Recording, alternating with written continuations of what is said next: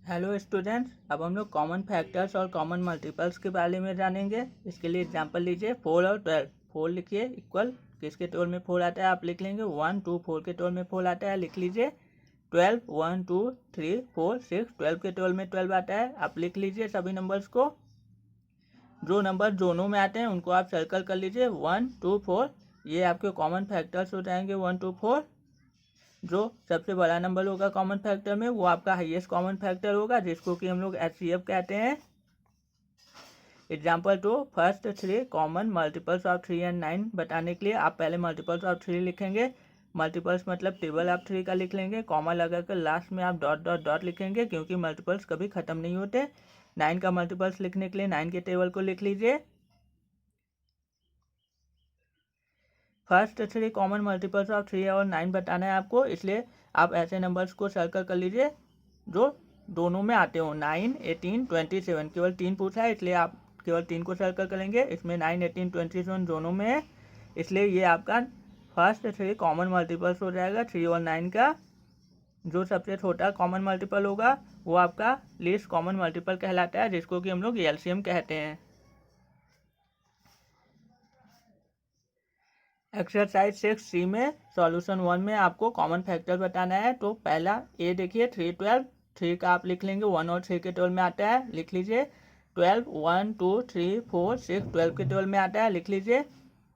1 और 3 दोनों में कॉमन है, आप उसको सर्कल कर लेंगे। कॉमन फैक्टर आपका हो जाएगा 1 और 3 क्योंकि वो दोनों में आ रहा है। और आपको हाईएस्ट कॉमन फैक्टर बताने के लिए जो कॉमन फैक्टर में सबसे बड़ा नंबर होगा वो आपका हाईएस्ट कॉमन फैक्टर HCF होगा।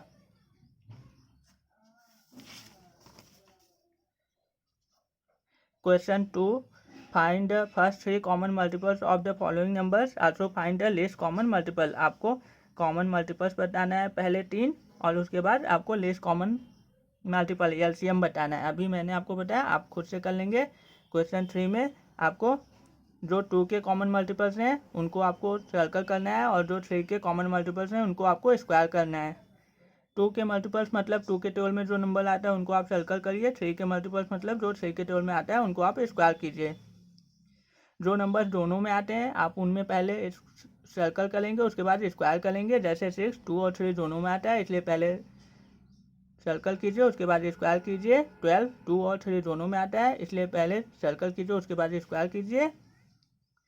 ऐसे आप कर लेंगे सभी को। और कॉमन मल्टीपल्स निकालने के लिए जो दोनों में है मतलब जिसमें आपने सर्कल और स्क्वायर दोनों किया है वो आपके कॉमन मल्टीपल्स हो जाएंगे। क्वेश्चन 4 आप खुद से करेंगे। Question 5 write the multiples of 18 and 36 up to 8th place and then find their LCM। आपको 18 और 36 का मल्टीपल्स लिखना है 8 प्लेस तक, मतलब 18 के 8 मल्टीपल्स और 36 के 8 मल्टीपल, और उसके बाद आपको उनका LCM फाइंड करना है।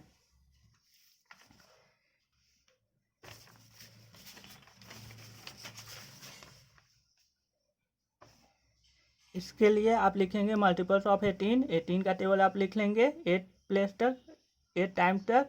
उसके बाद आप मल्टीपल्स ऑफ 36 लिखेंगे 8 टाइम्स तक 36 का टेबल लिख लेंगे। उसके बाद कॉमन मल्टीपल्स निकालने के लिए जो दोनों में कॉमन है आप लिख लेंगे 36 72 108 144। ये दोनों में कॉमन है इसलिए आप लिख लेंगे। जो सबसे छोटा कॉमन मल्टीपल होगा वो आपका LCM होगा। इस तरह क्वेश्चन 5 हो जाएगा।